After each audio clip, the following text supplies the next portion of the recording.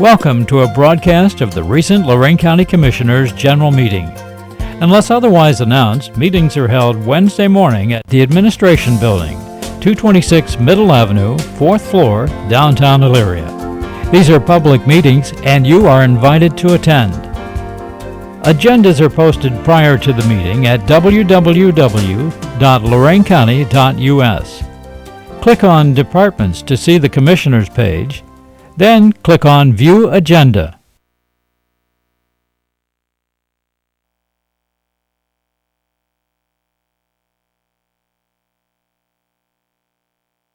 Weren't researching that way, but Ron knows what that Columbus experience is like, having served down there in the Senate for 6 years. He also co-authored Ohio's solar energy law, and that was back between 77 and 82, so Ron was way ahead of the times on that one.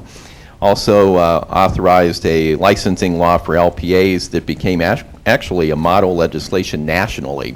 So Ron's been quite a trendsetter, that's for sure. Also served as the Lorain City Auditor, and then Ron actually served here as a county commissioner from January '83 to December 1984. He quickly reminds me the worst job he ever had. So, without hesitation, it's like, Matt, worst job I ever had. So, welcome aboard, Matt. But I think the job that Ron enjoyed the most was when he worked with the Lottery Commission there. And in fact, I think you could probably ask Ron any day of the week if he'd want to be director of the lottery, and he'd probably jump at the opportunity, even today. But you know, there's been criticism of how much of the lottery money actually goes to education, which I think is about 10 cents on the dollar now. When Ron was there, it was actually 17 cents on the dollar. That's the highest it's ever been. So Ron was managing things extremely well, and Ron served us 14 years as our Clerk of Courts.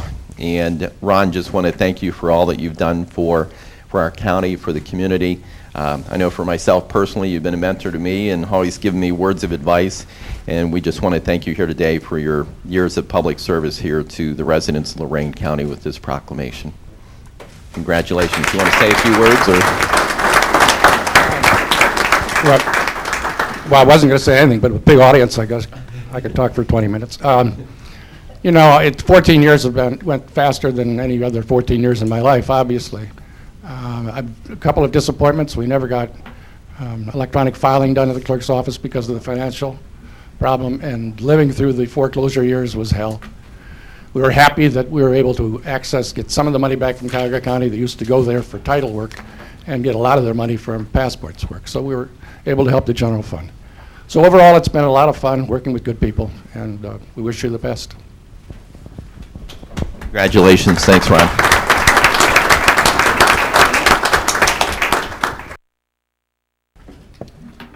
We have a presentation from Darryl Shufpert.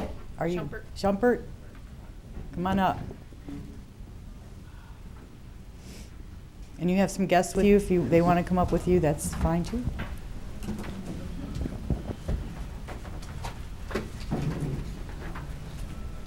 Good morning. Good morning. How are you? Good. How are you? Good. Good to see you guys. You too. All right. So, how's it going? All right. So we are here again. It is that time again for the We Are the Majority Youth Rally. So we wanted to come and do our presentation to you and let you know how successful we were last year, and hopefully continue to re-engage this for another year and still bring our youth together. So I do have two young people with us. You can introduce yourselves. I won't do it for you. My name's Hannah Floyd. I go to Brookside High School, and this is going to be my second year being a team leader for the We Are the Majority Rally. I'm Simian Lawrence. I go to Elyria High School. It's going to be my first time emceeing the rally. Wonderful. Good. So this year, uniquely, we typically have one MC, but this year we decided to have two. Simian's going to be one of those. Very motivated young man. We're extremely excited to have him on board this year. So far this year, where we're going is last year we had about 650 of our teenagers coming with about 14 to 15 of our high schools represented there. We're looking for the same amount of interest. Well, we thank the water department for giving us those bottles of water, even though we had to stay inside and there was a lot of debauchery going on to get that together. But we're looking that we're going to have good weather. We're trying to get outside again so that we can march up to our Old County Courthouse steps and really push the message that all of our teens are not involved in risky behaviors, drug abuse, so on and so forth. But we have a very good amount of very healthy, very positive young people in our area, and we're just trying to encourage them and lift them up. So I don't want to talk the whole time, but I do thank you for this opportunity. I wanted to give Simian and Hannah an opportunity to tell you that how the rally had affected them last year up until this point, and the atmospheres that have changed around their school with the attendees of the rally and how they pushed that through their schools. So I'm going to ask Hannah to come up first, and then we'll have Simian come second. Okay. Thank you. Thank you. Okay, so this is, again, my second year leading the rally, and one of the most important things that I've learned from this experience is, one, that there are more people who don't do drugs in Lorain County than I thought I did, and also I've learned extreme, leadership skills from this. It's amazing because in the summer, Mr. D asked me and a couple others to go meet kids from Mexico and talk to them about this subject, and it's just amazing how much I've changed personally and how I handle things, especially when it comes to drugs, because I'm just there's no need for it. I know there's more people out there who don't do it rather than do. And just at my school, there's a no tolerance now, and it's just so much more aware of it and pushing towards being drug free, and that's personally really important to me. Very good. Thank you. How you guys doing? Good. Last year I came to the rally, and I was a viewer last year. I wasn't in a leadership position, and what made me so happy to be a part of it was the vibe that we got from the rally.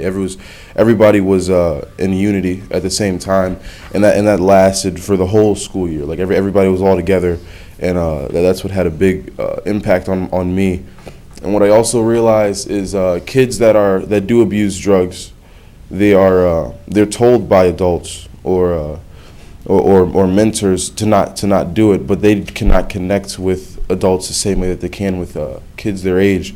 And so what made me so interested in being in the position to actually help a kid out or change their life around and just have that satisfaction was really exciting for me. So that's why I'm taking all advantage of this opportunity that I have to help my friends and help my peers around me. Thank you. Wonderful. Great job. Darryl, how many schools are involved this year? Currently, we have 13. 13? One school in particular is going to contact me really soon. They're trying to work out some very small, I guess you would say, some really small dilemmas that they're having. But for the most part, we have pretty good numbers, just as well as we had last year. So the schools are seeing the value in it. And the kids, of course, are extremely motivated by word of mouth. We're not even doing a whole lot anymore because this being our third year, we just say we are the majority and they're we're in. So, but we're excited. Would the board like to sponsor the water again for the That group? We was- did that last year. Our solid waste department did that, right? Both correct. Okay. We did sponsor a couple hundred bottles of water last Yes. year, and Yes. I think the board would be pleased to take care of that Absolutely. this year. I'll make sure it happens for you. We'll have a conversation, Yes, and I'll make sure you are well taken care of there. appreciate it. Good. Thank you. Keep it And, up. Hope it gets bigger and bigger every year. Yes, we certainly are hoping that it continues to grow and get as much excitement as it has been. And most of all, we want to get some results out of this for our teenagers to really get a more positive look and help each other. We can do what we can, but like Simian said, there's nothing like the teens helping each other. Right. Prevention's key. Yes, yes it is. So we thank you. We really would like for everyone, the date of the rally is April 30th. Is it a Wednesday again? It's a Thursday Oh, it's this a year. Thursday. Oh, Yeah, good. surprisingly, they changed it this year. So it is in conjunction with Cuyahoga County. Last year we were, or not Cuyahoga, they came on board after they found out what we did, and they actually got about 500 kids to do theirs this year. But it's in conjunction with Columbus down at Drug Free Action Alliance and the Ohio Youth-Led Prevention Network. Nice to And see this is, Cuyahoga's taking their lead. yes, they following took it from That's us, nice. right. I actually helped them plan their rally and get it rolling, and now they got some great momentum. So we're looking to get all these pockets of rally things happening across our state, and it's happening. We got a good vibe. You said April 30th? Yes. And what time? It is from 9 a.m. until 12 noon, and what we're looking is around 11 o'clock, between 11 and 11:15, we're looking to be outside across from Ely Square at the old courthouse steps. So we're inviting the community. Everyone could come out. We're pushing for everybody to come out to support our young people, and know that we really do have a large amount of young people in this county who are pushing a very good message, and we want to support them. Good. So Thank you. I appreciate your time. Thank you so Absolutely. much. Thank you for All doing right. that.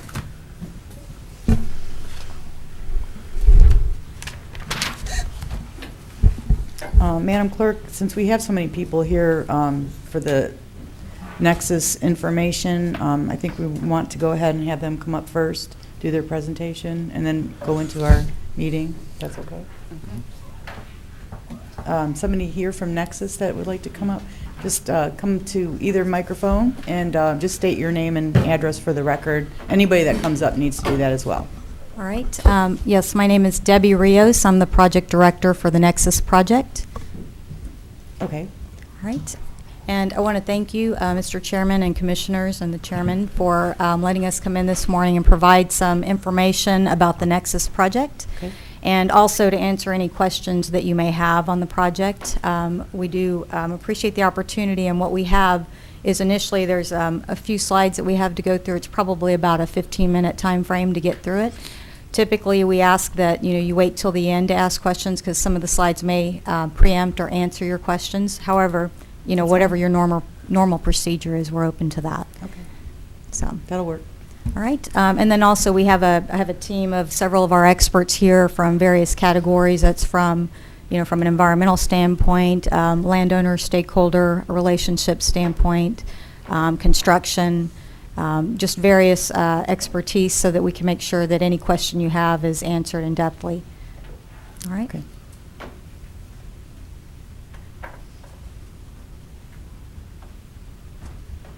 All right. So first of all, just for context, the Nexus project is being developed by two companies, and that is by Spectra Energy and DTE Energy. And we just wanted to tell you a little bit about those companies, just so that you understand the depth of experience that comes from both of those companies in not only building new pipeline infrastructure, but also safely operating existing infrastructure that we have over the years.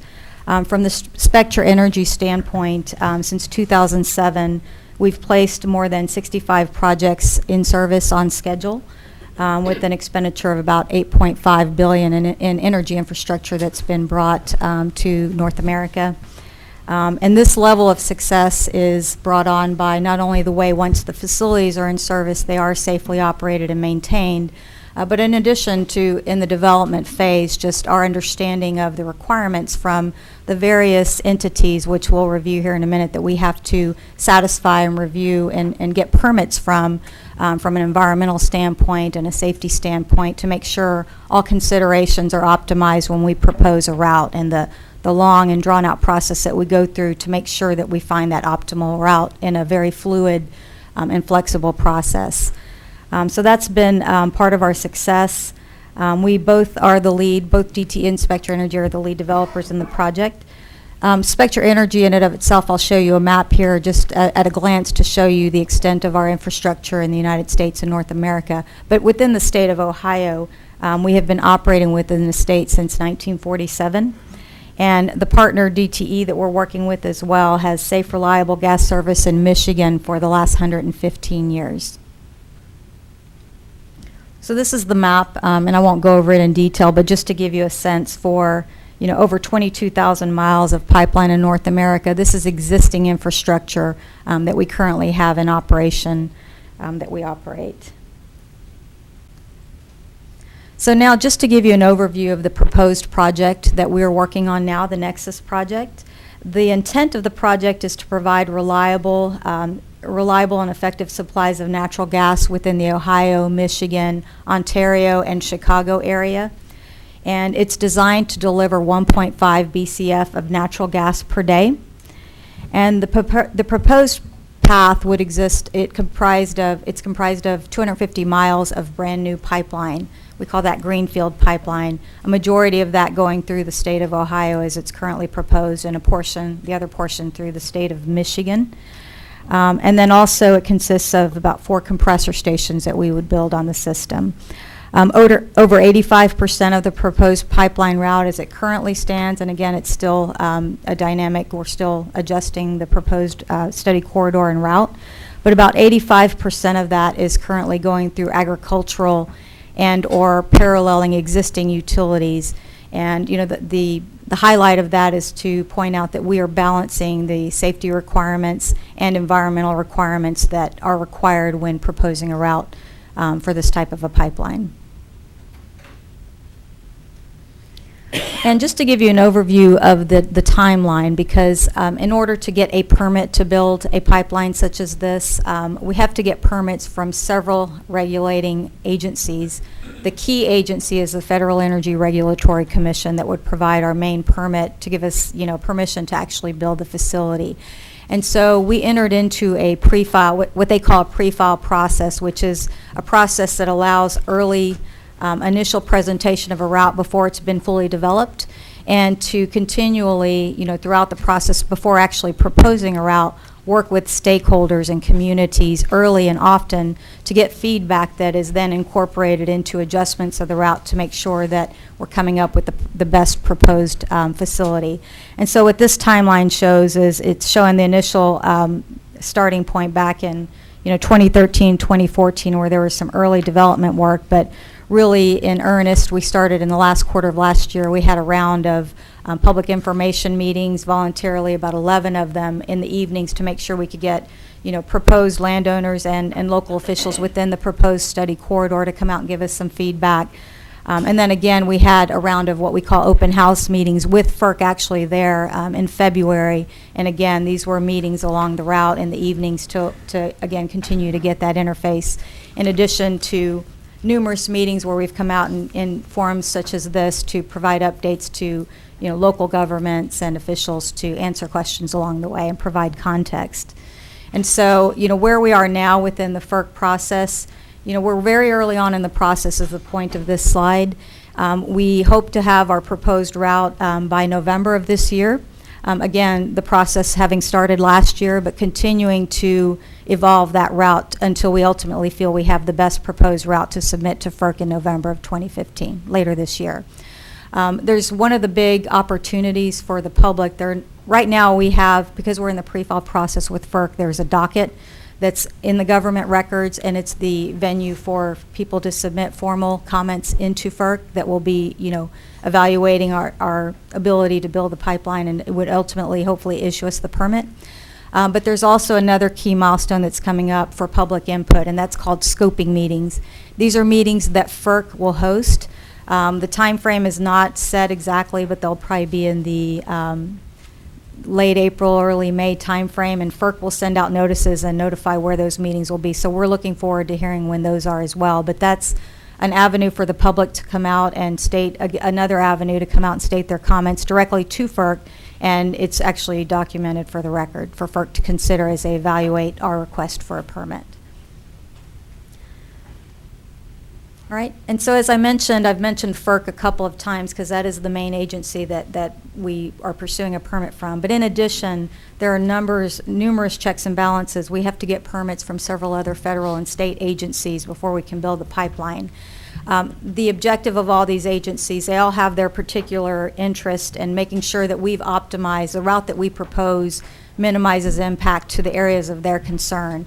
So, for example, in addition to FERC, we have the Army Corps of Engineers, the U.S. EPA, the U.S. Fish and Wildlife Service. Some of those agencies are looking for, are you minimizing the impact to threatened and endangered species? Are you minimizing the impact to wetlands is another agency. So we have to get permits from all these agencies before we would be allowed to build the pipeline. So it's weighing all the priorities of these agencies to find that best optimal route, all things considered.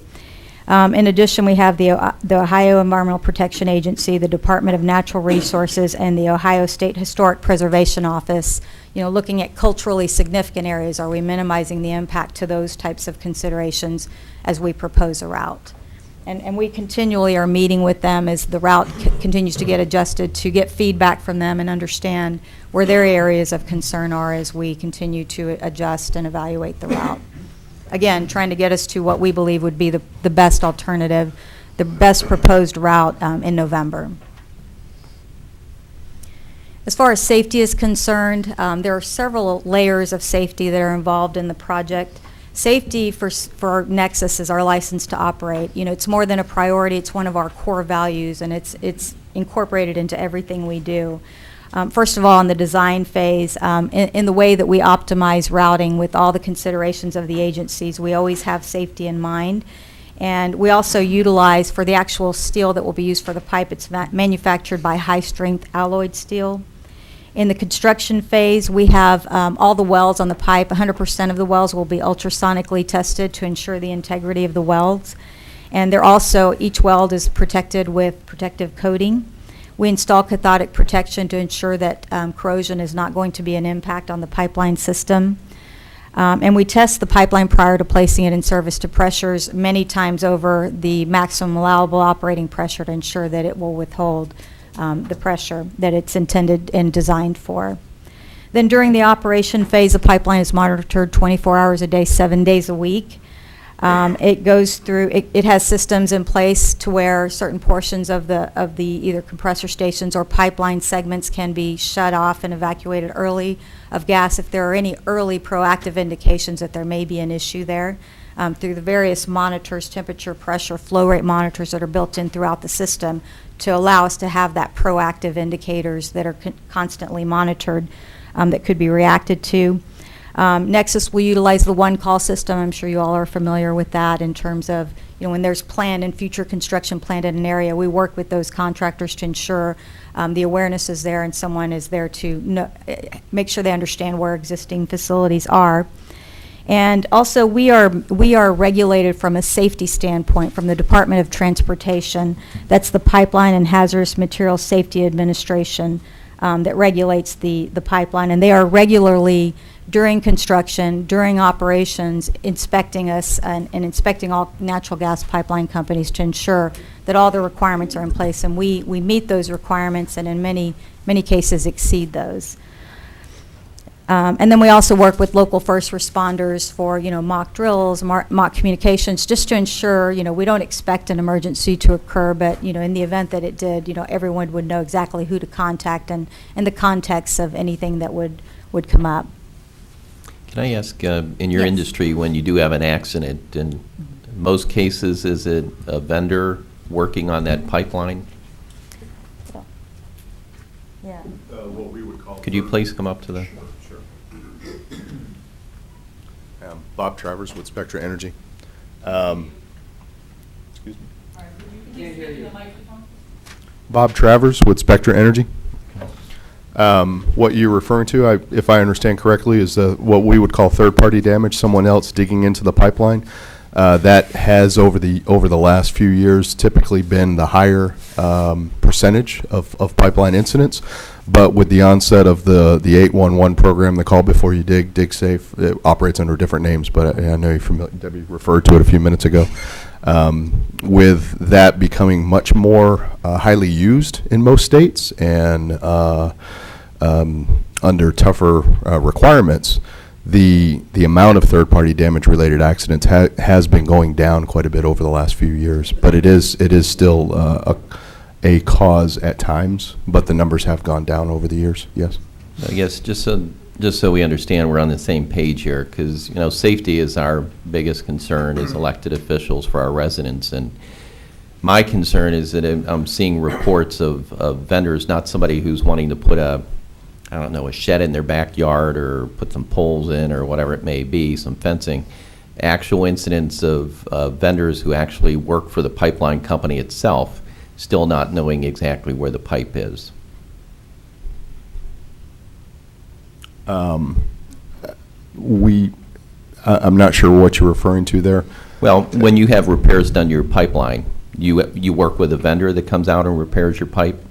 A lot of times it's our own people. We don't contract work out like some smaller companies do. So primarily it's our own folks doing the excavation, and we always have company people on site whenever anybody is excavating on our right-of-way to ensure that to minimize the possibility of any accident like that. Not knowing where the pipeline is, a company person is required to be on site whenever there's excavation activity on our right-of-way, whether it's for our own purpose, a contractor working for us, or a third party like a water company or someone putting in a line that's crossing us. We have somebody on site during that excavation activity to minimize and virtually eliminate the possibility of that kind of accident happening. But you have had incidents happen with your own company workers working on pipe? Not that I can recall, no. Any vendors working on your pipe? Also not that I can recall, no. I mean, there have been times where a contractor, in the process of excavating the pipe, has come in contact with a pipe, but it's something like a minor scratch. It's not an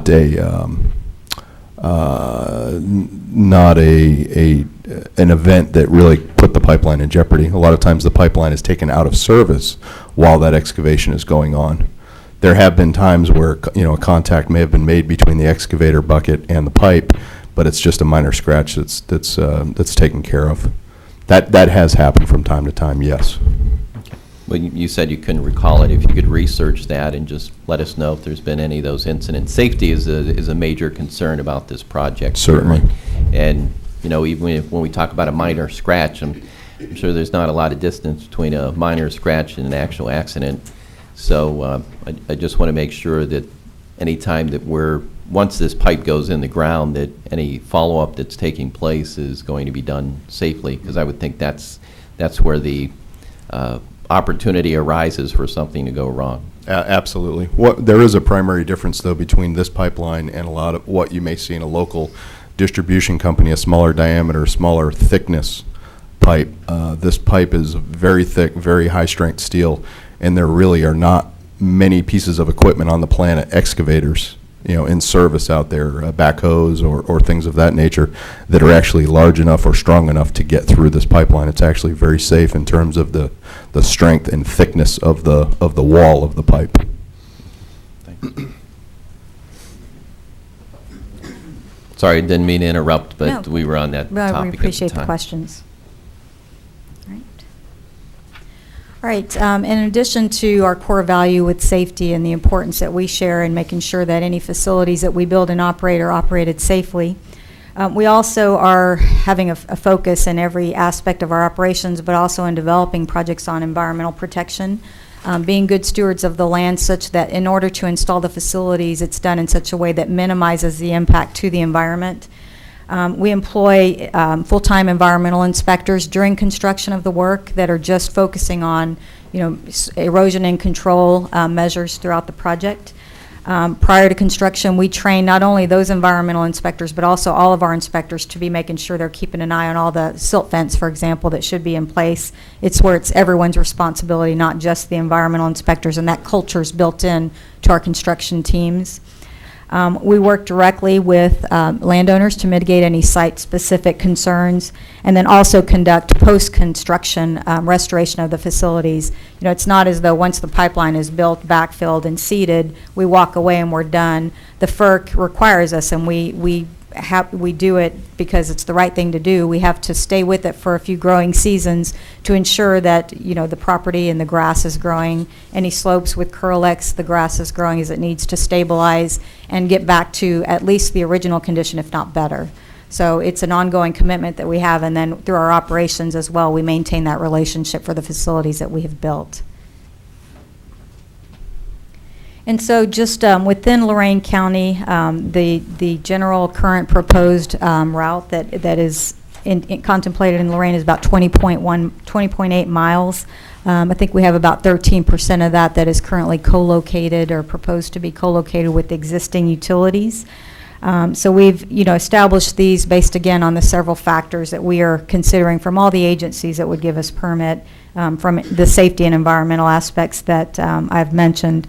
But the refinements continue to occur outside of our originally proposed study corridor, and within the proposed study corridor to, again, factor in input that we learn along the way from the meetings, the input, and also surveys that are being performed to gather more information in meetings with the agencies, as I mentioned.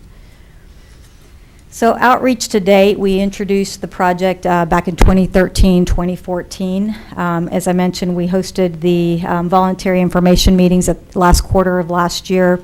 We've met intermediately with various stakeholders, and then in February had the 10 open houses. And I mentioned that the next big opportunity for input, aside from ongoing open door to submit comments into FERC, today and every day, but is the scoping meetings that FERC will be scheduling in the near future.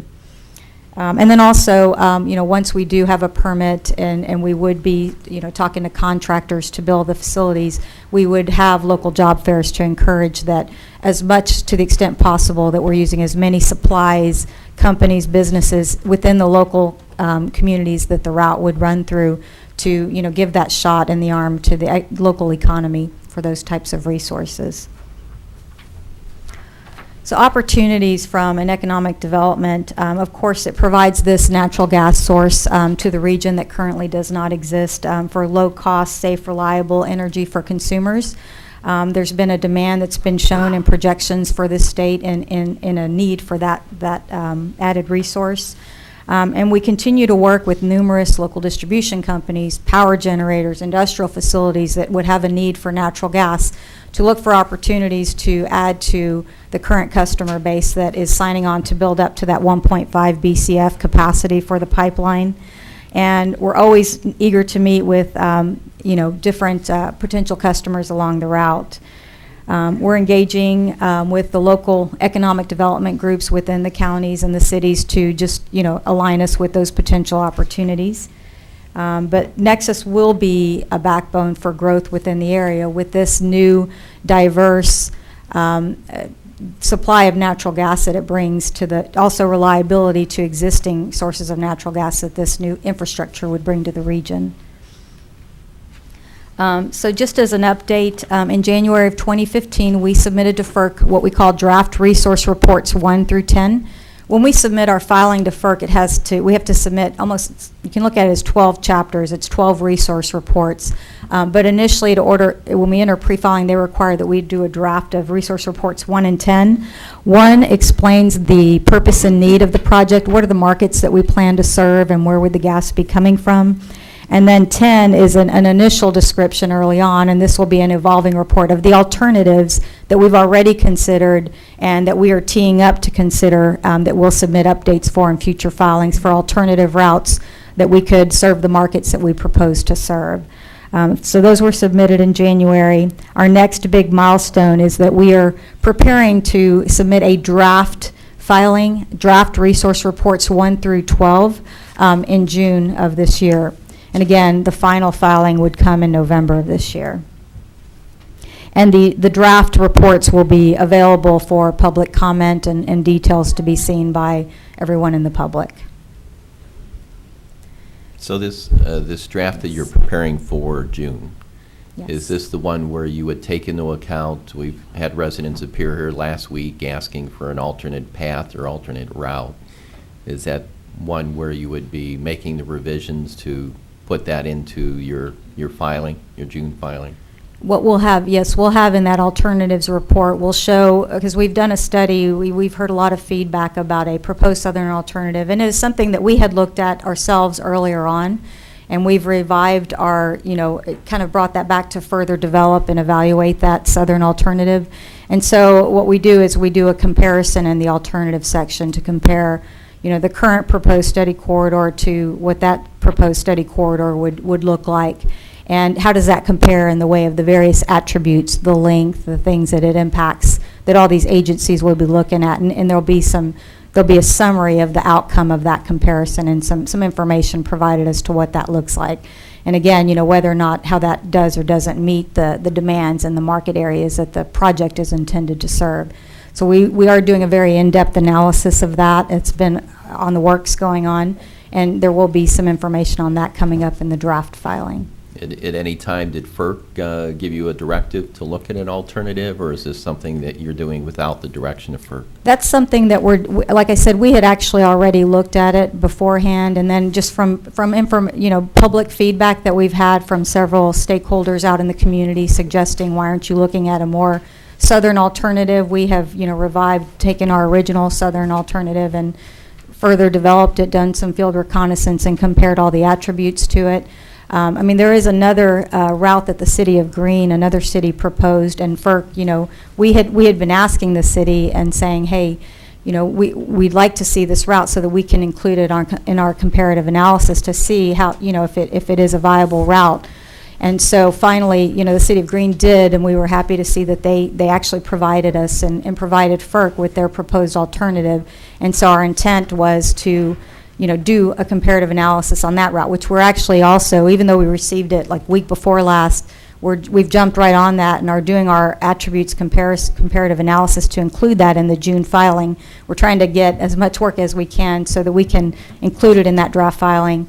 But yes, that was our intent, and FERC also, once they received it, has asked us to take a look at it. So FERC did ask you to take a look at it? Yes. I'm curious about the path coming through Lorain County, which is our primary concern, and right. I understand the residents of Greene have their concerns, but we were shown the path moving more to the west, and I guess I wanted to find out if you're also looking at that alternate path in Lorain County as well. On the a southern alternative? Right. Yeah, our southern alternative is further west from the current proposed route. And so you are looking at the new path for Lorain County as well? We are looking at a new path for another alternative that, would impact Lorain County in the southern alternative.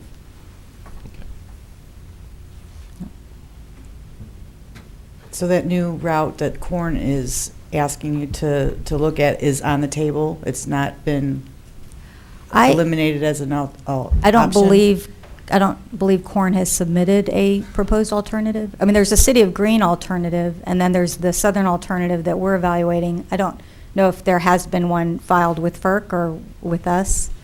The one that they talked about last week was going to eliminate 70% of the affected area, 1,500 feet away from the pipeline. Mm-hmm. And that was a huge number for me. It was either 70 or 75%. Mm-hmm. Which, so we are. Can you provide me a copy of that proposed route? Yes, I will. Was that the City of Greene proposed alternative? Was that the City of Greene? It was the City of Greene? Yeah. Okay. So we've received that, a couple weeks ago, and we are evaluating that because Okay. we saw the data and the attributes, and we had a meeting with the City of Greene and their routing experts and understood the process that they used to determine that, and so we're also, we have that now, so we are evaluating it. So you are looking into that? Yeah, then. so you And will it is see. a possibility for that ulterior route to go forward? That's right. Okay. It's being considered as an alternative, Okay. and we're doing an analysis on it now. We've Okay. started that. Good. Yes.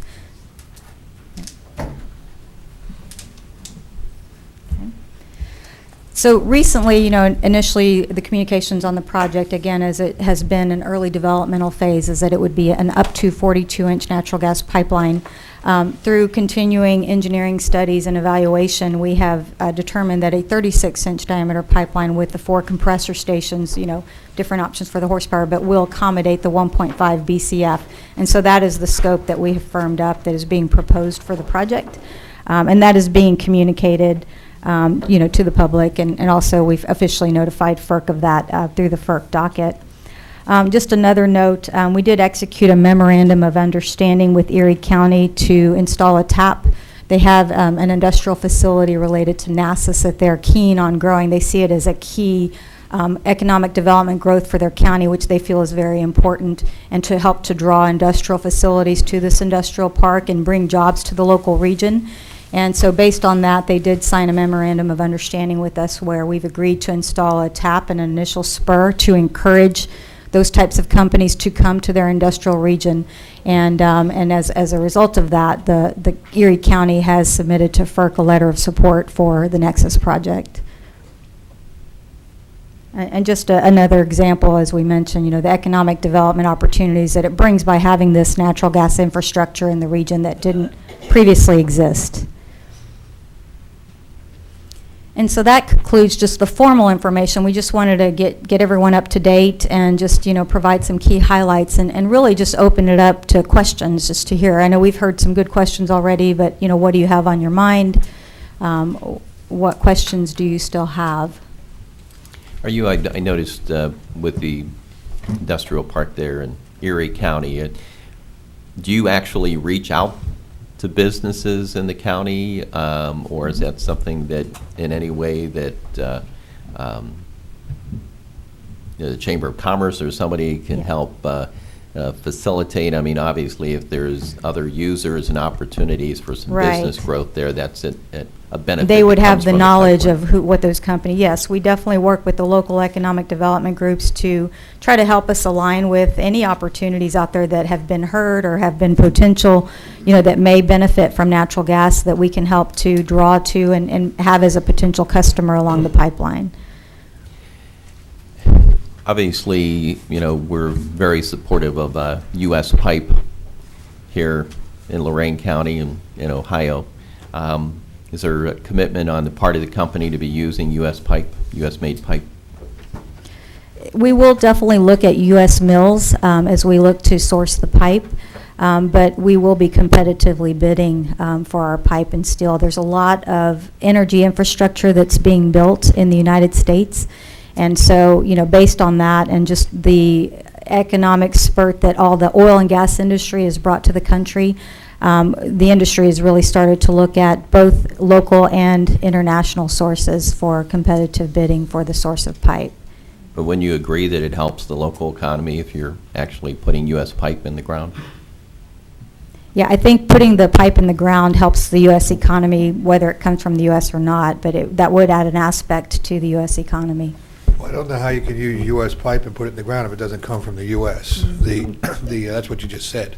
So, the board has always had a flavor of supporting the steel industry, especially in Lorain County, since a lot of our backbone is based upon that industry. It would be nice if we had a stronger answer from Nexus with regard to not importing steel and trying to work with local steel companies within this country to competitively price that steel so that you can use U.S. steel and provide jobs to people here.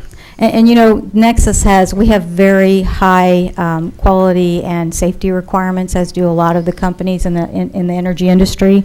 And so we have to make sure that there are enough companies that meet those high quality standards. And there are several in the United States, and some of them are booked for capacity or what have you. So we do have to look beyond and make sure that we are first and foremost meeting the quality and safety requirements that disqualify some of the mills, but because we do go above and beyond what's required by the government, such that when the facilities are installed, it is the safest facility to install. And so with that, we just look at all the opportunities to ensure that we achieve that.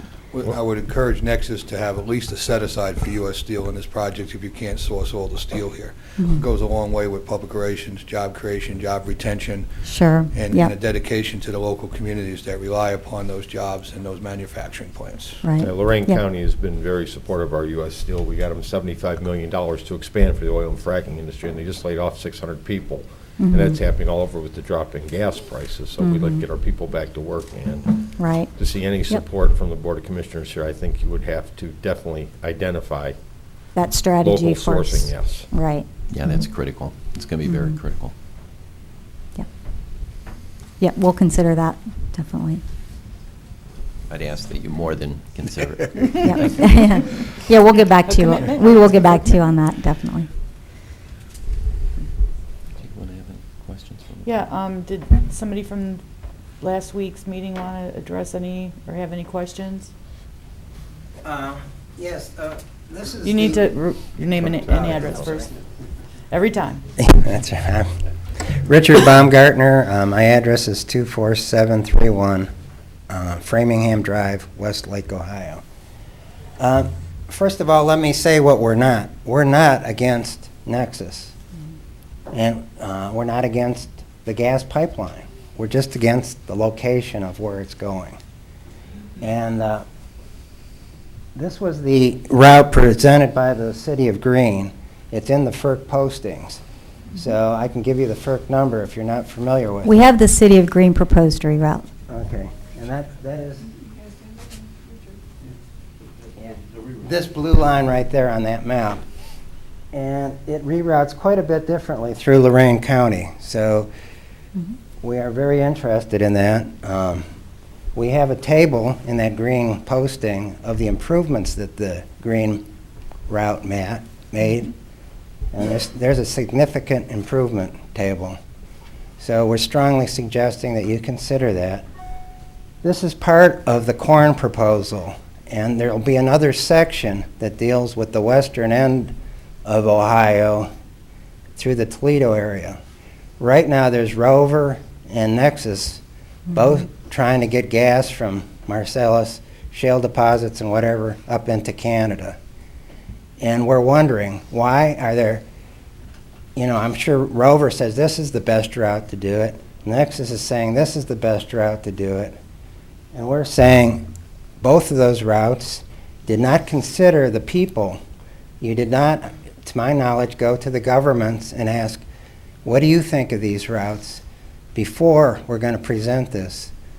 Did not ask the homeowners, what do you think of this route before we're going to propose this? To my knowledge, this route was generated in a computer room somewhere in Texas. And what we're asking is that you look at these routes for the homeowners,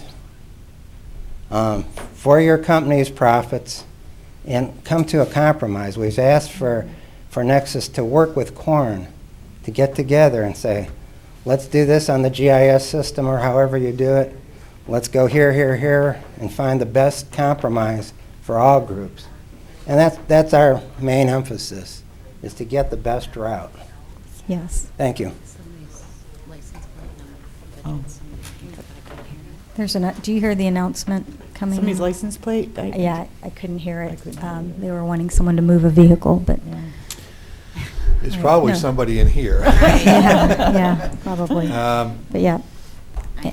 Can you find No, out? you don't need to go. Tony, would you take care of that, and so we get the numbers, so. I promise you, it won't be a county towing you away, but we still want to safeguard that you don't have a problem with your vehicle. I know we had the... Because you work for Nexus, that is, no. We had the presentation last week by the public group, obviously your presentation this week, and we're just trying to clear the air about any questions that we might have. I mean, if there are questions, if you could direct them probably to the chair, and then, we can try to get some things answered. But in the case of anybody has a question, if you just come up to the podium, sir, state your name, address, and direct the questions through the chair so that we have a kind of an organized process on this. Thank you very much. My name is Chester Bolling. My address is 18369 State Route 58, Wellington. So my question is, I don't really understand, once the route has been set, if a landowner does not wish for the pipeline to go across their property, will it be eminent domain? Will you mandate that it goes across that property? I believe that is the case. They have the eminent domain possibility was granted to. When FERC issues a permit to construct a pipeline, with that comes the authority for eminent domain from a federal standpoint. On the Nexus project, we don't use that as a negotiating tool. We have a successful track record of negotiating fair values with landowners to be able to agree on an easement. So we don't use that as a tool and don't hope to have to go there and propose not to. And we've had, like I said, in the past, we have a good track record of not needing to. But FERC does issue that right with a certificate, yes. Second question. So my farm backs up to the Black River, and I'm just curious about when the pipeline goes across the river, like the Black River. We have several branches in Lorain County. How does it handle that? So all the rivers, and Mike, maybe you can elaborate, but there are various methods of crossing rivers.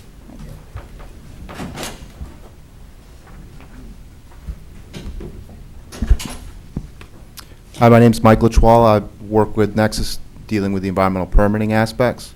For the river crossings, we're working with the Army Corps of Engineers, working with the Ohio EPA. We do field evaluations, get information on the rivers. We've got several methods for crossing, whether it be an open cut or a dry crossing method with a dam pump, or directional drilling in some cases. In some of the larger rivers, we do have several directional drills proposed that we're evaluating. Some of that's based on geological conditions and ground conditions and such. So we work with the various agencies to come up with the appropriate methods to do the crossings. Okay, Did that thanks. answer your question? It's the vehicle that needs to be moved. It's the Lincoln license plate F as in Frank, N as in Nancy, L as in Lori, 7704, belonging to Cab East, that is parked in the Chief Probation Officer's parking space. So. I like where it's parked. Not good. So if you don't want to, get the handcuffs slapped on, they won't do that. So. Since Anybody we're- in here? Yeah. Go ahead. Since we're talking about the path and, what is permissible, what isn't permissible, could you educate us about the pipe under, FERC, how close you're actually allowed to be to a structure or a property, how far away you have to be from that property? I'm sure that you make every effort possible to be as far away from a property. Right. But if you're a property owner, as I was having a conversation with the administrator yesterday, you feel a lot more comfortable if you're able to say the pipe's out there in the backyard a ways compared to it's just outside the patio here. Right, yeah, that's the objective, is to maintain that distance. I mean, the pipelines are built to where they are safe, even if they are close and adjacent to a house, but the objective is to eliminate or minimize that situation to the extent possible. I mean, we've recently just built a pipeline through Manhattan, just to give you a sense of the safety of these facilities. And again, however, in the routing and determining the route, the objective is to minimize that situation. But as I listed all the agencies that we are working with, environmental, historic preservation, safety from a DOT perspective, wetlands, all those things considered, just to find the optimal route, that is worked in to minimize that situation where we're closer to the houses. But can you actually, according to federal regulations, how close can you actually be to a property? I'm not aware of a actual offset that DOT, there's no You meant written, the a Department home, of right? Transportation. You meant a home, right? A home. Yeah. There's Yeah. no setback requirements There's- from what I yeah, heard from There's FERC. no setback. What we do require is for the permanent easement for the pipeline, which will be 50-foot easement. You can't actually have structures that are built on top of that. I mean, our route does make sure that we're not, obviously going through an existing structure. And so that route is tweaked. And again, to stay as far away as possible from homes or structures that we can. So you wouldn't have the easement that encompassed already an existing structure? Right, we would not run through an existing and require an existing structure to be removed. But you could be That's the objective in the theoretically routing. 26 feet, a structure could be 26 feet away because the 50-foot easement's on 25, on either side of the center line, correct? Correct. I don't know if that's a situation currently, but the route is still moving, but the objective is to continually tweak the route. I realize, I'm just trying to wrap my Yeah, mind around it. sure. Because last week, there was a lady here that showed a picture, and again, it was her picture. Right. Where it appeared that where the pipeline was going to be was extremely close to her dwelling. It may have been 26 feet off, what was required, but it was a little alarming where that pipe would go. I know I would be upset if it was my home. Yeah, do you know if this was a place where we'd surveyed and that was the actual? Ma'am, I couldn't tell you, I'm just having a Okay. conversation. That's why I said Sure. it was her picture. Yeah. I've seen some pictures in some cases for properties we have not had permission to survey, which isn't necessarily where we're proposing to route, but it's been promoted or. Well, the safety passed zone in. is 1,500 feet, so even if it was in the backyard and something tragic happened, Well, it's yeah, going to be we, troublesome, regardless if it's like close or not so close. But Just this, and I'll give you a copy of this, what they gave us last week. The improvements that are close to the 1,500-foot blast zone. Residents with Nexus, it's up 4,500 comparison to Corn's 1,300. And then schools, Nexus has 3, Corn has 0. Churches, Nexus has 10, Corn has 5.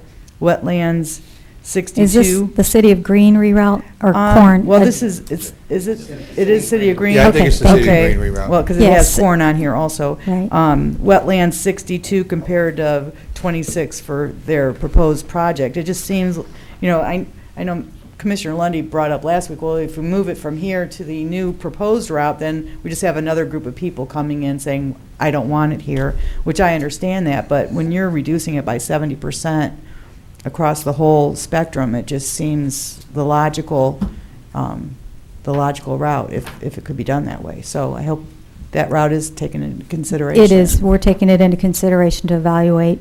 And like I said, we met with the City of Green because, those statistics are impressive and wanted to understand Right. the methodology for determining those metrics. And we are evaluating that in full force to have, and we're wanting to get the results of that. I mean, it's an involved, long process to I'm sure. evaluate all these agencies' considerations and get all the data into a table, but our goal is to get that in the June draft so we can provide feedback as soon as possible. I think that we should see if there's any more questions here, because we did promise you folks that we would ask them to come in and try to better explain some answers that you may have been seeking. This may be your only opportunity with us. So if you don't participate now. We have someone coming up from the back. Wait. Thank you. Name and address, please. My name is Ellen Mavrich. I live at 625 Spruce in Oberlin. I'm here today speaking as a resident of Lorain County, and I'd like to distinguish myself between many people in this room. I actually don't think we should allow this pipeline. I don't necessarily agree with the reroute, and I don't think we should allow this pipeline because I don't see any benefit to Lorain County. I think, I think that we should stop pretending that this is like East Ohio Gas, bringing gas to the community. I mean, this is a corporation that is intent on moving a product to Canada, basically. And I think they're also scrambling to find clients in Ohio. But I do have a question, and my big concern are compressor stations. You say that you might have about 4 compressor stations. Yes, we propose 4. Right, and I understand that there could be 3 at 26,000 horsepower and 1 at 52,000 horsepower. We've learned that those emissions could be somewhere around nitrous oxides at 628 tons per year. Nitrous oxides create ozone and particulate matter. They contribute to acid rain. They cause respiratory problems. They accelerate asthma. Also, volatile organic compounds, 879 tons per year. Those can be carcinogenic. They also accelerate ozone. They cause eye and respiratory irritations. Carbon monoxide, 345 tons per year. Chest pain, nausea, vomiting, and formaldehyde. This is a known human carcinogen, and these compressor stations will be emitting 63 tons per year. This causes asthma, coughing, allergic reactions. So my question is, they'll get these compressor stations approved. Our regulatory bodies will give them permits, and they will be permitted to pollute to a certain extent. In my opinion, those standards are too low. And I think that the commissioner should strongly consider asking for greater standards. And I think that we ought to be asking that all of those compressor stations be equipped with electric motors as opposed to combustion engines. I think that we ought to be asking for blowdown, re-injection, instead of venting into our air. I think that we ought to be asking for vapor recovery units on every one of those compressor stations. And I think that we ought to have firm and documented emergency management plans for emergency responders and again, evacuation plans for residents who live by these. And I don't think it's too much to ask. It's not what our regulators would allow because their standards are too low. So I'd like to hear your response to that, please. Thank you. Yeah, so as I mentioned, one of the permits that we do have to get is from the federal EPA and the Ohio EPA, and this is for, what they're charged with is determining what the requirements are to make it safe for industrial and facilities to operate within the communities, and they require certain levels to be met, certain controls to be placed on equipment such that, you know, you're ensuring that those levels are met, and that's part of the process that, one of the permits that we wouldn't be able to build the facilities or get permitted to, even if we had a FERC certificate, if we didn't get those permits from the Ohio EPA and we're showing and then are able to prove after operation that we could meet those standards, we wouldn't have a license we wouldn't be able to operate. And so, you know, the governments are charged with establishing those levels that are necessary to maintain and prevent those items from happening that would cause, you know, any health issues to the public. I don't know that I agree with that. I think they have low standards, and I have every expectation that the project owners will attempt to meet those standards as set out by the regulatory bodies. But again, I don't think they're high enough. And I think that the county commissioners of Lorain should say no to this project unless they exceed those standards. Thank you. Thank you for your comments. Anyone else? How many of those stations, combustion stations, is that what they're referred to as? How many will Yes. actually exist in the Lorain County project? There aren't any in Lorain County. What are the counties?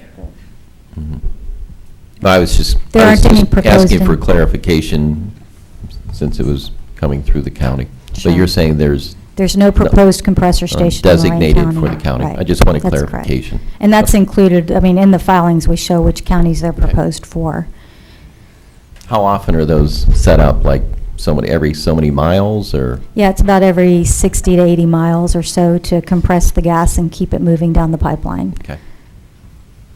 Sir? Hi, I'm Shawn Logan, 32927 Lucille Lane, Lisbon, Ohio. I'm a private citizen from Columbiana County and here in support of the project. I'm from the other end of the pipeline project. The other morning journal in Ohio is located in Columbiana County. And I'm a former elected and public official, or as my good friend Gene Krebs describes us as recovering elected officials. And having been a former county commissioner, hats off to you for wanting to do the job that you do and that you do so well. While my brief comments are broad, my experience is deep. For past 27 years, I have had a hand in natural resource law in Ohio and have been exposed to multiple different types of pipeline projects at all and every stage of my career in public service. But I am very much enjoying being a private citizen. I'm here at my own time and my own expense to show support for the Nexus pipeline. But when I was in the state legislature from 1990 to 2000, I was vice chairman of the Energy Environment Committee, but also more specifically exposed to what was then the Independence Pipeline project. And that's when I decided I wanted to learn more about FERC and the 1938 Natural Gas Act, because I've in my entire service, understanding why certain regulations are the way they are and why these things happen or don't happen is very important. And I think what I've come across with has been mentioned on both sides of this debate, I think, is a balance of how we access our natural resources and use them, and to do it wisely and sustainably. And certainly the process and the opportunities that have come to us through the Utica Formation in Ohio and coming from Eastern Ohio, and the direct connections we now have to places like Lorain because of manufacturing opportunities is quite an opportunity for many of us, and so we have to maximize this as the best we can. And part of that is making a product, a commodity, available in the free market from private citizens that wish to produce those minerals and get them to the best place in the most need. That's what one of the original purposes of the 1938 Gas Act was about at the federal level, was to get energy sources, commodities, to the places that needed them, primarily the East Coast. Now there's unique circumstances arising, and commodities are flowing the other direction now due to advancement in technology of exploration and production of mineral resources. But after I was a state representative, I was also a county commissioner in Columbiana County for 7 years, and 4 of those 7 years I was on the board of directors for Corsa. So I understand risk management and the assessment of safety, and prevention is the key. And my recent experience as a cabinet member for Governor Strickland as director of the Ohio Department of Natural Resources also gave me a seat at the table of the Ohio Power Siting Board, but also as one of the managers of all the natural resource land in Ohio for those 4 years. I was in the cabinet for Governor Strickland. That we must continually find that balance, and I think really the progress that's been made since the Independence Pipeline in the mid-90s to what I experienced in helping to negotiate on behalf of the state of Ohio, the Rex East Pipeline project in southern Ohio, is way, way more advanced than what it was in the early 90s when I was first exposed to a major interstate gas pipeline project. But more recently, just prior to leaving public service, I was chief of conservation for the Muskingum Watershed Conservancy District, where I actually helped negotiate 3 Utica leases under public recreation land, including water reservoirs, Seneca Reservoir down near Cambridge, for instance, with Intero, the 3rd largest inland reservoir in Ohio to be producing directly underneath the lake. So I also was exposed to multiple interstate and intrastate and gathering line pipeline projects, both local and international or national scope, as I mentioned. As a manager of public land, as chief of conservation for the MWCD, so learned even more detail about the recent advances in safety that Governor Kasich and the current legislature have advanced to make pipeline safety in Ohio even more safe, and not necessarily directly connected to interstate pipeline, but just the whole broad policy perspective is what gives me comfort to go bowling every Sunday with my 9-year-old son in Kensington, Ohio, where the pipeline will be within several hundred feet, I do believe, that it is safe. And I grew up right in the area that the pipeline, and live in the area where the pipeline will end in Columbiana County. I appreciate your time. Thank you for your comments. There's somebody else.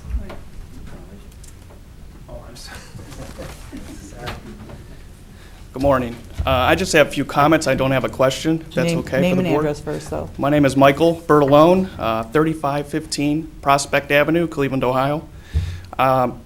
I'm here on behalf of Operating Engineers, Local 18, and I'm going to let you guys know our position on the Nexus project. On behalf of our 15,000 current and retired members, I'm here to inform you that the International Union of Operating Engineers, Local 18, has officially endorsed and is fully supportive of the proposed Nexus Gas Transmission Project. Local 18 is a statewide local, and we have members who live right here in Lorain County, as well as every county on the proposed route by Nexus Pipeline. The Nexus Pipeline project will provide thousands of construction jobs for our members, and also will provide ongoing integrity work to maintain and keep the pipeline operations safe as well as productive. The oil and gas industry alone has been very beneficial to the operating engineers in recent years. It has helped grow our membership, fund our health and welfare plans, as well as our pension fund. After the downturn of the economy in 2008, it has helped Local 18 bounce back in a big way. Currently, there is upwards of 6,000 operating engineers working in the oil and gas industry in Ohio, and the Nexus will help grow that number. Local 18 prides itself on our training programs with 4 state-of-the-art training centers throughout Ohio. We take safety and training very serious. We are self-funded and receive no financial assistance from any sources for our training programs. Last year alone, we had 160,000 training hours logged between every site. Projects like the Nexus will provide funding to help us continue to operate our training centers as well as fund our health care and our pension plans. If this project is approved and the operating engineers are on the job, we can ensure you that the safest, most productive operators will be installing this pipeline in your cities and towns. Not to mention that it'll be a local workforce on the projects. Local 18 urges the Board of Commissioners to take into consideration the effect that Nexus will have on us and the other trades involved. And I could just tell you, just personal opinion, we have attended every one of the open houses, and the number one question asked, I think, and my fellow members here will back me up on this, I don't live anywhere on any of the proposed routes, but if I did, it wouldn't change my position. The reason I have that attitude towards it, and I think they would as well, we're around these projects all the time. Our members are on pipeline projects. As I say, we have 6,000 members alone. So we see the safety that's involved when it comes to putting a pipe in the ground. We see the type of pipe that Debbie was talking about that they're required to use on a project. It's over and beyond any normal highway project. So, you know, for us to have a sense of, yeah, it's okay to put it there. I mean, I'd be fine with a pipeline through my yard with an oil well next to it and a windmill on top of it because I'm around it and I feel comfortable. So I understand people of the communities, you know, not fully understanding and being on board, but for whatever it's worth, I can assure you it's done the safest way possible, and I've witnessed it. And again, when it comes to putting the pipe in the ground, and we've been dealing with Nexus from the start and the announcement of this project, and we have a commitment from them to work with the operating engineers, you're gonna have the safest people putting that pipe in the ground. So I have some, I wanna leave with the board if it's okay, I have some of our training manuals, and then I also have a copy of the letter that we submitted to the FERC, just our official endorsement, just for your guys' records, if that's okay. Yep, bring it up. Thank you. That's okay. Thank you. Thanks. Just for clarification, we also have a labor contract with the operating engineers in Lorain County. So you represent some of our employees.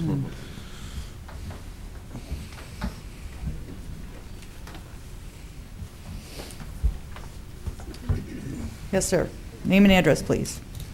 John Elder, 121 Kendall Drive in Oberlin. I have one question. How much of the gas goes to Canada? Yeah, so currently, I don't have those figures. The 1.5 BCF is not currently fully subscribed. Part of the nature of entering the pre-file process with FERC is that we start with an early proposed route and we continue to develop until November when we would have a proposed route.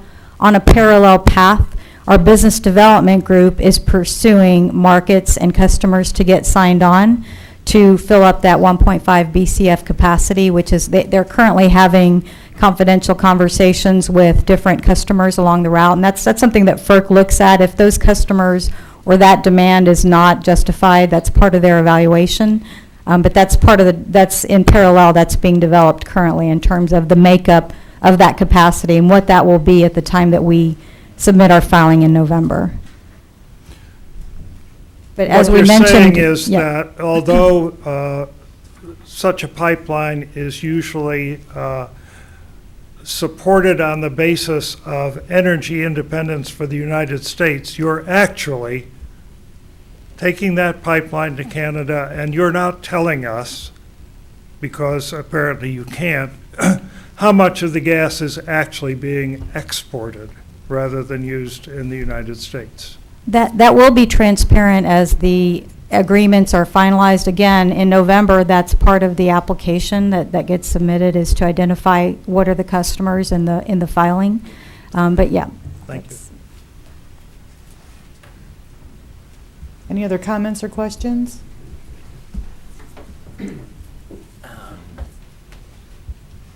In regards to our friend from the pipeline union, I don't know how many people here would move their family into a gas pipeline that's transmitting that much gas and be 25 feet away from it and feel comfortable.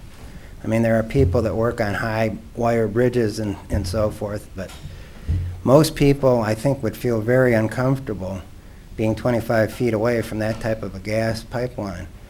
In my case, I'm planning to sell my property if this pipeline goes through in the route that is proposed. And if he has a list of people that like living that close to that kind of pipeline, I wish he'd provide it to me because I'd be glad to sell my property. My problem is, though, I do have a conscience. Thank you. But I do have another question, real quick question. I've heard that electrical corrosion is one of the factors that can influence pipeline safety. And a lot of these pipeline miles are under utility, high voltage utility towers. Does the utility companies feel comfortable having a huge pipeline near their facilities with the history that I think it has of corroding pipelines? Or can you address that question? Yeah, I can, and maybe Bob can help me as well. But we do work with the power companies to get an agreement as to where we can or can't be and how far from their lines we need to be in order to work with their existing infrastructure and, you know, for the facilities to be during construction and then also for the ongoing life of the pipeline to be neighbors with their facilities and make sure that they work, they're able to be both operated safely. In the case of the Nexus route, have you made agreements with the utility companies to be in their area? Well, we haven't. We're having meetings with the companies and setting up dialogue with them, but we are early in the development phase. We will ultimately have to before we can identify exactly where we are and when we have, you know, a fixed route to propose, which we're planning to get to by November, at least to have the proposed. And again, once we file with FERC in November what we believe is the optimal route, as FERC considers and takes a year or however long they take to evaluate our route, they will potentially suggest reroutes even after we've filed it, that we continue to work and evaluate route alternatives. And, you know, some of that may come from those conversations and working with the power companies and other stakeholders. So if you didn't know, you need my name and just so, yeah, for the record. Bolling, 18369, State Route 58, Wellington. If you don't know how much gas is going to Canada, how did you know what size pipeline to create? So the pipeline is built, it's designed on a 1.5 BCF capacity. And so there's two, that's what our business development group is securing business for. That's what they're working on now with several customers. So there's two ways that a FERC permit could be filed. The one way, which we did not decide to pursue, is where you have, you don't engage the public early on. You have your customers signed on, and you have the route, and you put it out there and file it.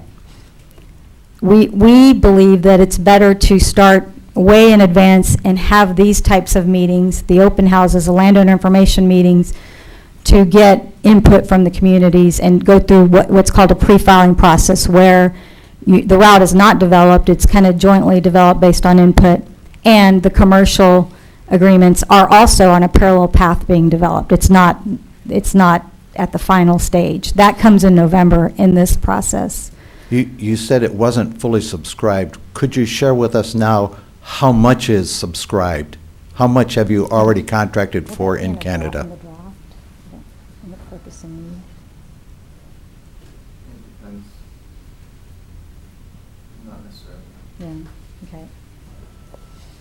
Yeah, I don't have that information. That's on we didn't bring our commercial person.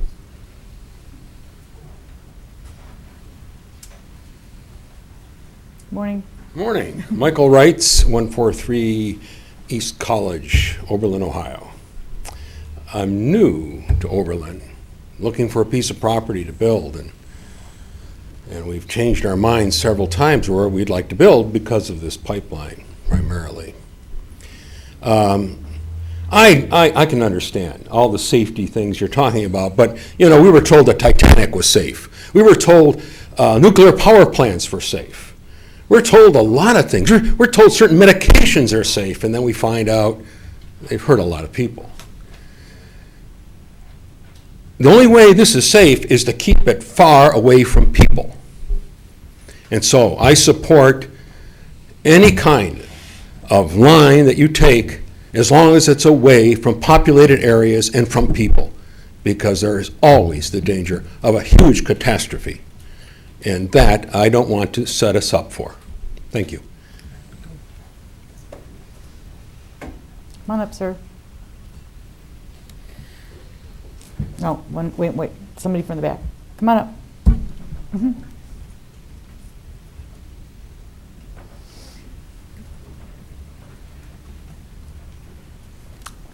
Good morning. My name's John Pace. I live at 4011 Cleveland Road East, Huron, Ohio. Also have a residence in North Ridgeville, 6426 Case Road. I just want to point out to the commissioners and the audience that this pipeline is slated to go through a Boy Scout camp, a Girl Scout camp, and adjacent the Splash Zone Recreation Facility. It will cross the Cuyahoga River, the Black River, the Vermilion River, the Huron River, the Sandusky River, and the Old Woman Creek estuarine area, as well as numerous feeding streams. This project is not wanted by the Cuyahoga County, Lorain County, or Erie County Park Districts. This is a project of choice, not need. It's taken on a life of its own based on Wall Street speculation. This pipeline will take out of production permanently many, many acres of farmland. One of my questions is, on properties where conservation easements already exist, how will you address those? Do you have The question again, where conservation easements? Conservation easements that already exist, how are those being addressed?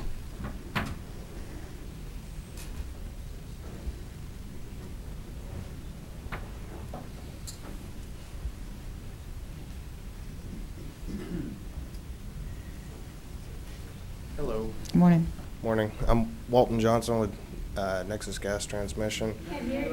Walton Johnson with Nexus Gas Transmission. Currently, right now, we're still reviewing the title and performing title work on all the tracks along the proposed route. So we are investigating the conservation easements that we find. And at this time, you know, we're just at the beginning phases of it. So as those are located, you know, we're looking into what needs to be done for them. Okay. Thank you.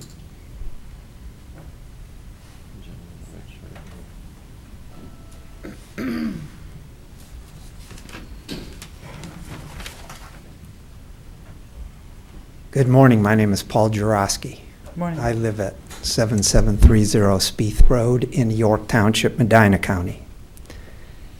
And I'm part of the organization called the Coalition to Reroute Nexus that provided a great deal of input into the creation of the City of Green reroute proposal. And we're very fortunate and thankful that the City of Green was willing to expend public resources in order to protect their citizens. There's some great comments that have been made, and I won't repeat them, but as I said last week, you know, the process that we've come to learn after 5 or 6 months, a group of us citizens in this Coalition to Reroute Nexus have learned is that, you know, the company defines the project, the company chooses the route. FERC, the Federal Energy Regulatory Commission, is going to approve this project. They rarely, if ever, deny a certificate. Along with it comes the power to use eminent domain under the 1938 Gas Act, okay?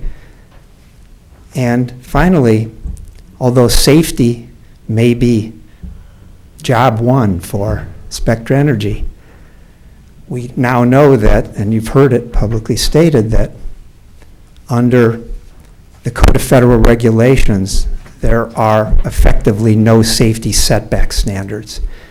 And, you know, that Code of Regulations is, you know, an issue of great concern to us as citizens and should be to you as elected officials. And in the next several days, our organization will be filing with the Commission and through the other appropriate agencies, a rule change to ask that appropriate safety setback standards be adopted based upon expert testimony, expert studies that have been done, including by the Department of Transportation, their own Pipeline Hazardous Materials Safety Administration. And we're going to ask them to adopt, setback standards that would accommodate for the size of these very large pipelines that are now being proposed. When the standards were, when what exists was originally proposed some 40 or more years ago, we were dealing with much smaller pipelines. So, our concern is also for the safety of the public, but since we didn't pick the route, and we as citizens didn't ask for this to be on our property or in our lives, we have learned that the commission expects us to comment, okay? They expect us to take responsibility and help them design a better route. We've heard that first person from the project manager at FERC. And so that's what we've done along with the City of Green, is to come up with a route that significantly reduces the conflicts with residences, with other structures, and with wetlands. And you have all the statistics that we've provided you with on that. So, I hope you will, and we trust that the commission will hold Nexus accountable for honestly and genuinely evaluating the route that the City of Green and Corn has proposed. Thank you very much. Anybody else? Okay, thank you for coming and doing the presentation. A lot of good information back and forth, both sides, so. Again, thank you for the opportunity, and any future updates that you guys feel you need, we'll be happy to come back. Okay. Thank you. Thank you. Yeah, I just wanted to also thank the company for coming in, making the presentation. Wasn't sure if there was anything you needed to clarify as a result of the questions or comments here today, if everything's been covered. But we wanted to thank the residents for being here and participating.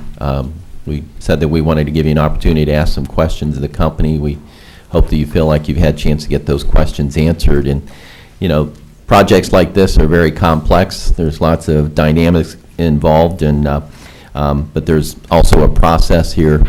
And I know there's going to be more scoping sessions held with FERC, which will be additional opportunities for input.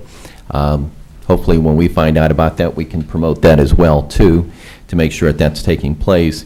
For the company, please understand safety is our #1 concern. We want to try to avoid this pipe being too close to anybody's home.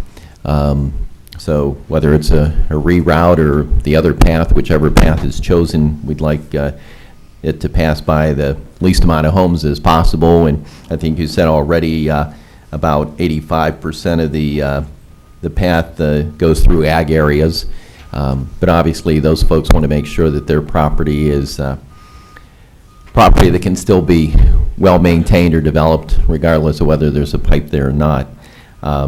So, taking into concern our safety concerns, and also our concern about U.S. pipe, which is very important to this county and to this country and to this area.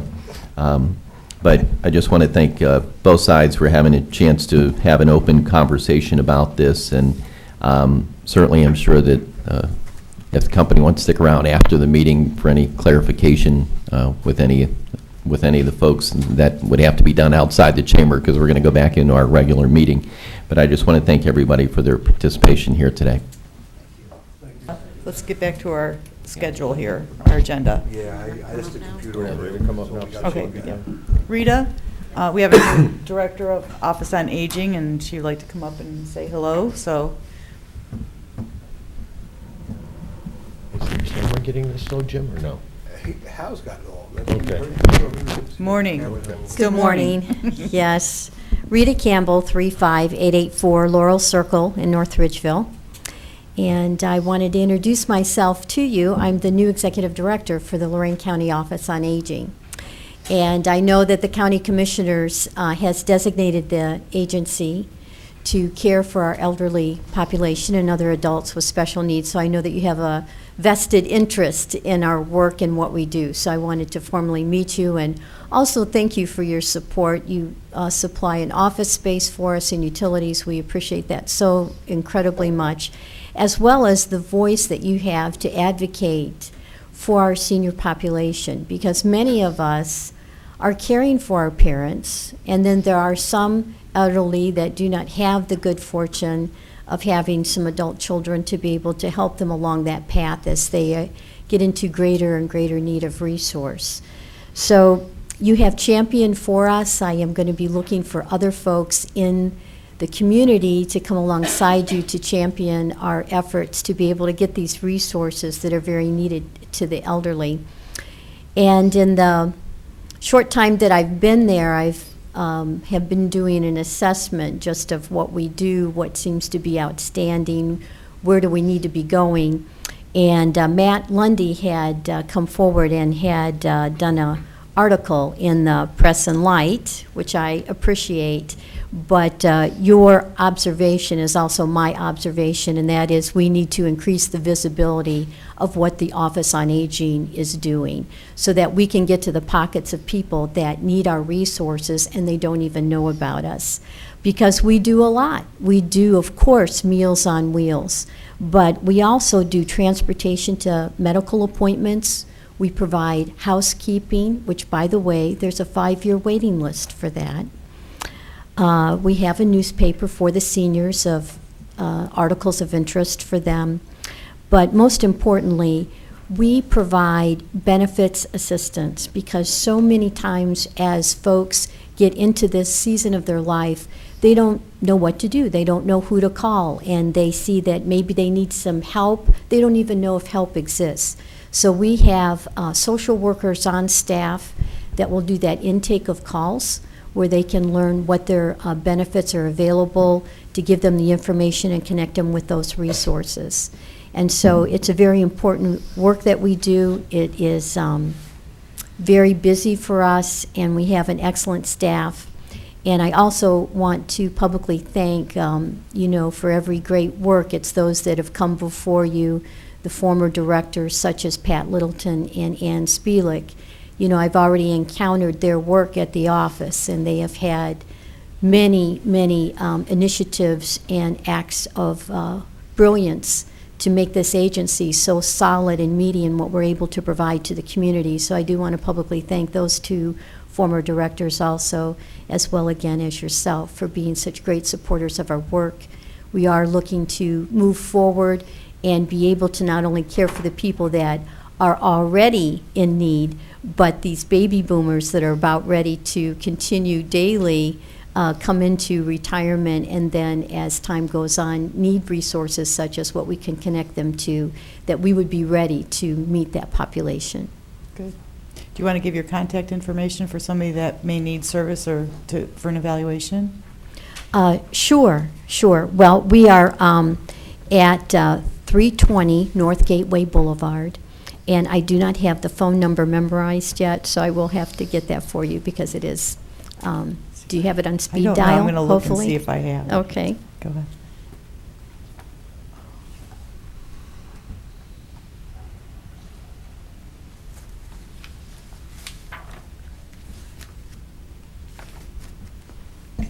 Uh, 326-4828. There's a 326-4800.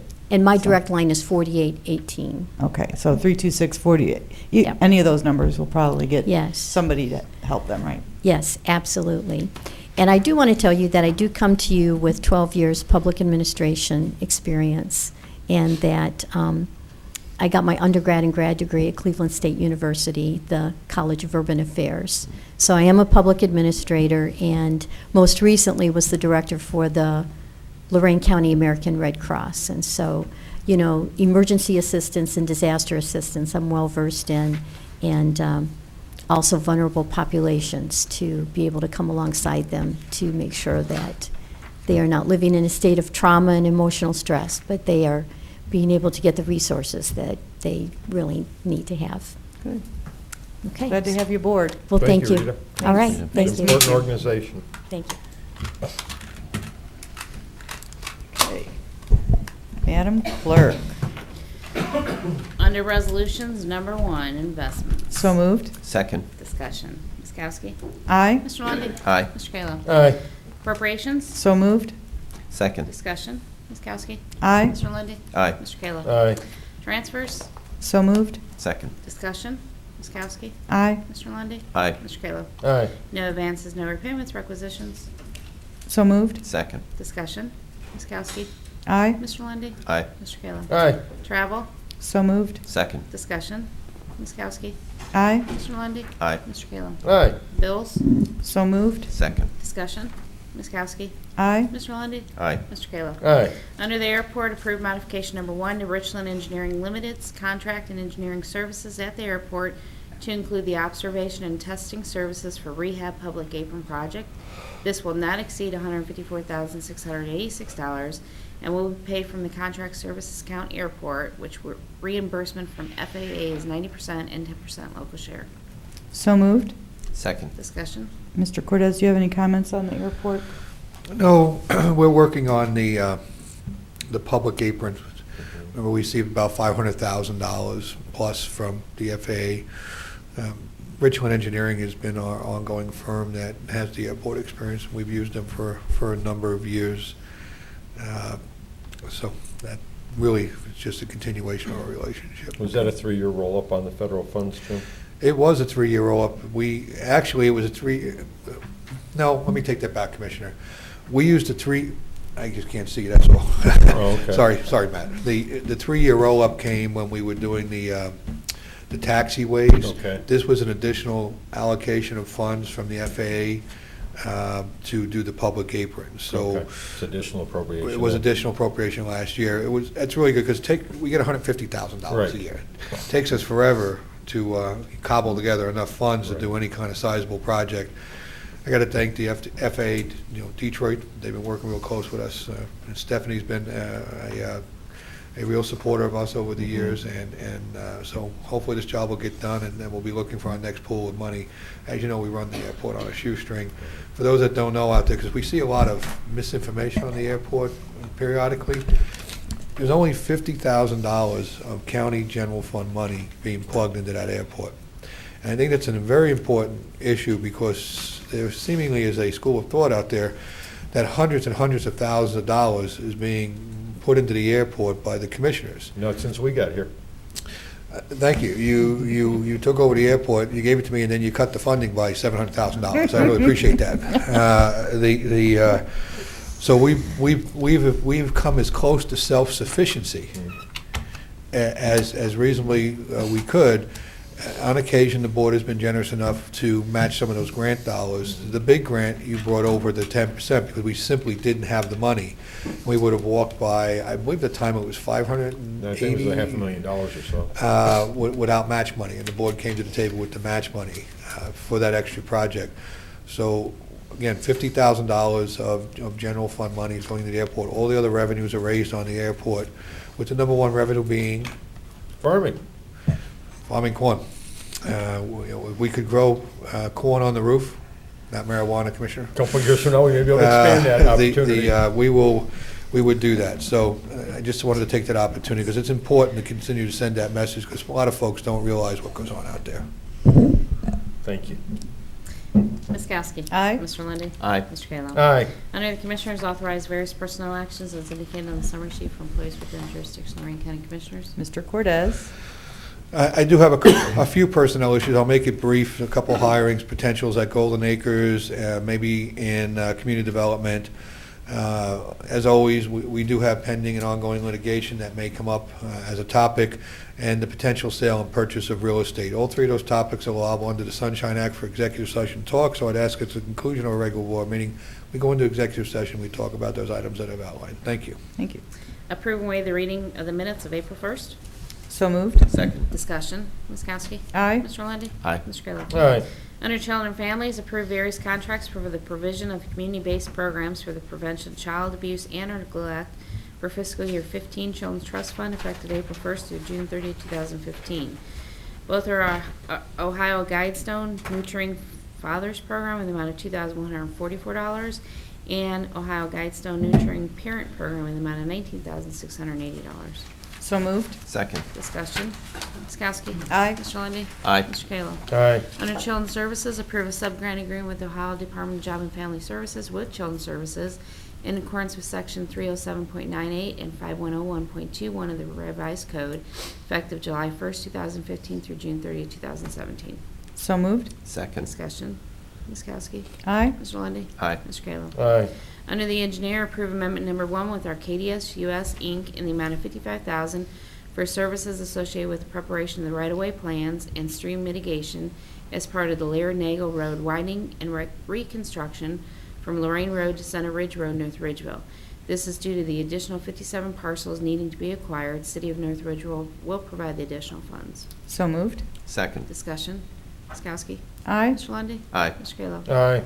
Advertise for bids for the construction of Safe Routes to School project, Sheffield Township, for the design and construction of sidewalks, multi-use path, and upgraded school zone flashers. This will include the 5,100 feet of sidewalk, 1,100 feet of multi-use path, and estimated construction is $377,966.90, and funding is provided by Federal Highway Administration through ODOT. Notice will be in the Chronicle on April 10th and 17th and 24th, and open at 2 p.m. on May 6th. So moved. Second. Discussion. Ms. Kowski. Aye. Mr. Lundy. Aye. Mr. Kayla. Aye.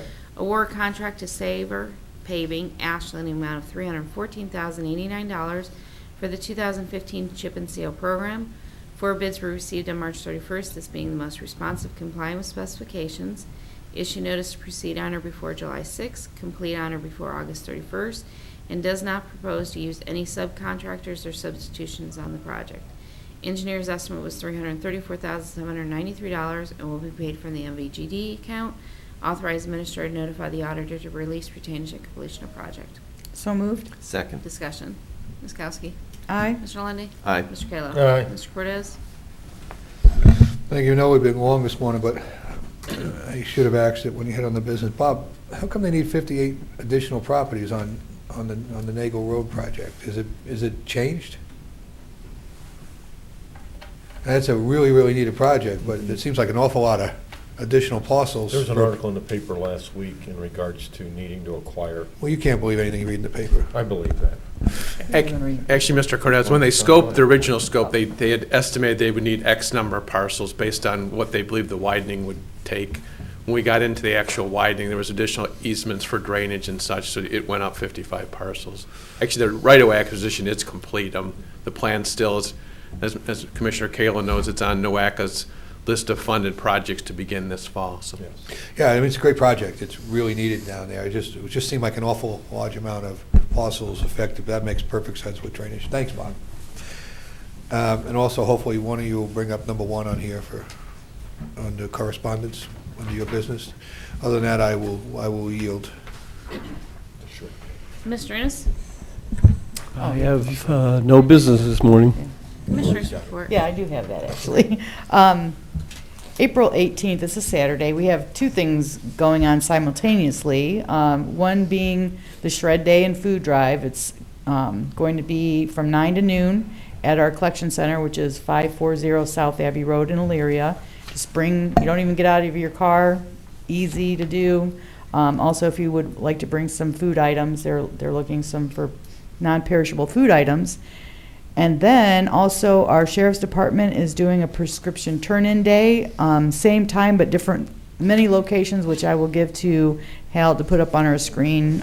They're all over the county, so no questions asked, just drop off some prescriptions that you'd like to get disposed of, and that will be from 9 a.m. to 3 p.m. So that'll be a busy Saturday for people. And I did talk to Keith Bailey today to ask him if the Sheriff's Department has been offered to do, because they always do it on the same day, to have them drop it off at our solid waste location, and they have offered, but they have not taken us up on that opportunity. So maybe in the future, people could drop off their Shred Day, Food Drive, and prescriptions all at the same place. So we'll look forward to that, hopefully. End of my report. This past week, Jim and I participated in a webinar in regard to the Workforce Investment Opportunity Act that Governor Kasich and his staff are bringing down in regards to changes It looks like we're going to have a new designation of some sort. We'll see what happens. Maybe we can partner with other counties. I've had some dialogue. We'll see what goes on. Hopefully we won't end up packaged into necessarily a Cuyahoga package. Well, that's our intent anyway, not to be. Also, on Monday, with the members of the LEEDCO board, we met with First Energy in regard to the offshore wind project, heard the issues affecting First Energy currently in regards to energy. Nice dialogue. Congratulations again to Chuck Jones, who used to be a local First Energy, who's now the guy in charge. So it was a very nice meeting and just catching up and talking about how we can partner eventually. And again, congratulations, Lexi Davila. Thank God for social media. Figured out how to vote for her last night. She did a great job. I walked in from a fundraiser and flipped it on. She was on TV. So please go vote. You have till noon today, I think. Download the app because the phone lines don't work. They're too busy. But yeah, she did a great job last night, and also the gentleman from Cleveland. So, end of my report. A lot of good talent. Yes. I've had some ongoing meetings that will improve transparency in county government, ongoing meetings concerning our transit initiative here in the county with plans for a visioning session to take place in May. Also today between 4 and 5, I'll be having my first Lundy Listens office hours. So with individuals with concerns about county government, come up here to the 4th floor, and my office will be open and available to you for us to talk about whatever your concerns may be between 4 and 5. Hope folks will come out Friday, 11 a.m. Ron Nabakowski's retirement party over there at the Justice Center. I won't be able to make it. I'll be at NOACA Friday. You'll be at NOACA, and bringing back every single dollar Every for Lorain dime I County. can. And coming up in the week ahead, meeting with leadership Lorain County, Habitat for Humanity has a groundbreaking coming up, and we'll actually be meeting one-on-one with Rita Campbell about the Office on Aging. That concludes my report. Don't forget Friday, go Tribe. That's right, opening day. Opening day. Are you going, Commissioner? You usually don't miss it. I'm going to try. I'll be in Cleveland anyway, so I just can't imagine a suit and tie at the stadium, but maybe one of the watering holes nearby. You just take off the tie. and Coffee pull the shirt shop. out. It's, you know, that When does the business Crushers sheet. open up, Matt? You are In May. season ticket holder, Yeah, I know. correct? Yeah. Coming up in May. In I May? think around mid-May. Okay. Ted, have you missed opening at all in the last? Yeah, actually, last year, we were out of town for something. I don't remember what it was. Probably first time in what? Decade Oh, or two? yeah, probably. Normally don't miss them. Team Lorain County on a Tuesday instead of a Wednesday coming up? It is. Yes. It is? Okay. It's going to be an extremely long meeting. I met with Dawn Calvert a couple of weeks ago. We have a lot to go over in regards to, since she's taken over, and a lot of agenda items. Okay. So it's going to be a full. I saw that in my schedule coming up. I'm like, it's always on Wednesday. I thought maybe I put it on the wrong dates. They scheduled an additional time, but I have to leave no later than 9:15 to get to Solid Waste Policy Committee meeting. I have at the same time that morning, so. 14th. Tuesday. Yeah, okay. Board Okay. correspondence? Move the reading be waived? Second. Discussion. Ms. Kowski? Aye. Mr. Lundy. Aye. Mr. Kayla? Aye. Is there any other public comment? You know, I have one last thing, and I should have did under my business. I just looked out there, went, could have had a V8. Don's here, and he wants to report some good news to you. So why don't we just do it this way? Okay. Right. Good news is always welcome. Good news, more better. Sorry, I forgot you, Don. No, that was okay. I figured we were going to move it next week. NSP. Thank you. Get my glasses back out. Holy cow. Thank you, Mr. Cortez and board. As you can, what I passed out was just a couple of excerpts from a webinar in which Enterprise Community, which is a consultant for HUD at the national level, those two organizations recognize Lorain County as a national success story on disposing of difficult properties. And as you can see from the cover, Mona, one of our economic development specialists, and myself actually presented on a webinar to all of the NSP 1, 2, and 3 grantees across the nation. How many were those by any chance? Did you get a count? No, that I did not get, but there were quite a number on there. And we were one of really 3 areas of the country. The other 2 were Greater Rochester, New York, and New Orleans, Louisiana. So by far, we were the smallest of them all, but we've done some very good work, and I'm very proud of them. Within the packet, you'll see that we've highlighted the 3 homes we've acquired. We've sold 2. The other one, we have a deal pending, and we're continuing to work with our partners, the Port Authority and the prosecutor's office, to make sure we're doing it all correctly. It's not easy. So we've acquired, rehabbed, and sold 1031 West 4th Street in Lorain. And that's an area where the land bank and the city had identified and demolished quite a few properties, so it was nice to be able to protect one and put it back. What made this one neat was it was a triplex, and we returned it to its original single family as well. Great neighborhood, Charleston Village. So, Great place to do it the next is in Sheffield Lake. This one we are still working on closing a deal on, 759 Oliver. This is the type of house, it's a very small 2-bedroom. It's a perfect starter house. We looked to build one ourselves, but we couldn't find a lot and get the prices right. We were able to rehab this one and keep it affordable, and we look forward to selling this one very shortly in Sheffield Lake. Was that the donation from First Federal Savings and Loan? Was that the donation in Sheffield Lake? That one, I think we ended up paying, it was near a donation, about Okay. I think it was $5,000, and they picked up the closing costs to get off their books. And then the last one is, it stuck, 826 Lakewood Beach Drive in Sheffield Lake. That was one that we were able to purchase from First Fed again for $70,000. We put in $13,000, so we had 83 in. When we were done appraising it, it came in at $123,000. Wow, nice. So there are homes out there that can be done. We, per the regulations, can only sell for what we have in it. We're not allowed to make a profit. So to protect that house from being flipped, we put a second mortgage on so that we can control the sale. And if someone does decide to sell it, we recapture those funds. Yeah, how many years is the clawback on that? Is it 5? This one's 15 because of the size of the subsidy. Typically, it's 5. And what we were recognized for was our ability to work with our partner at the Port Authority. The Port Authority has really enabled a couple of sales to go through with Pat Metzger, and the flexibility of the port and the board's willingness to work with us. Also, we've identified and worked with good local realtor and then appraisers, and had to make sure that they knew what they were doing. A couple of times they decided, here's the sale price on that Lakewood Beach, and so they were appraising it there, and we knew it was worth a little bit more than that.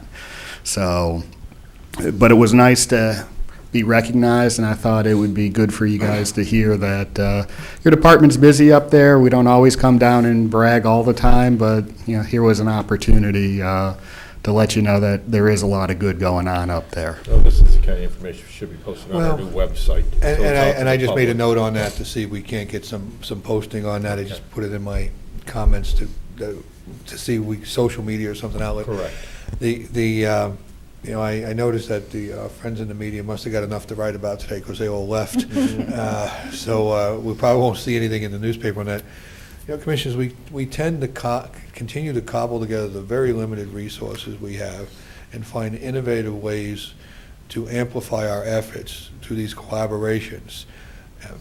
The reason we're successful is we continue to question how can we, not why don't we. And Don working with the port, with the land bank, with the cities and the folks out there. It's a very delicate relationship that requires a really good touch when it comes to keeping everybody engaged. And I'm very proud of the work that's going on in Lorain County. Don's right, we don't tell people enough. We're too busy doing the job rather than talking about the job. And while it's not a lot of houses, I'm reminded that everything is built one brick at a time and one accomplishment at a time. And so I just wanted you to hear this good news from Don. It wasn't good enough that I heard it. I told Don, you got to go tell some other people. So thanks for listening to him. And like you always stress, willing partners makes it all happen too. So it's very important. It's great exposure for the good work we've been doing and putting together over the years. As you use the word cobbling, I mean, that's basically what we've done, pieces, parts, and almost like a Frankenstein type thing to make it work. Yeah, but we got some good parts and pieces, so We'll keep it moving. Thanks, Don. You're welcome. Thank you. I move that we go into executive session as outlined by the county administrator. Second. Ms. Kowski? Aye. Mr. Lundy. Aye. Mr. Kayla? Right.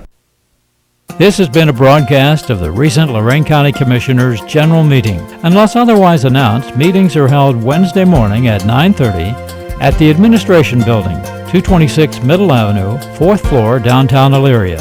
These are public meetings, and you are invited to attend. Agendas are posted prior to the meeting at www.loraincounty.us. Click on Departments to see the Commissioners page, then click on View Agenda for a printable copy of the agenda.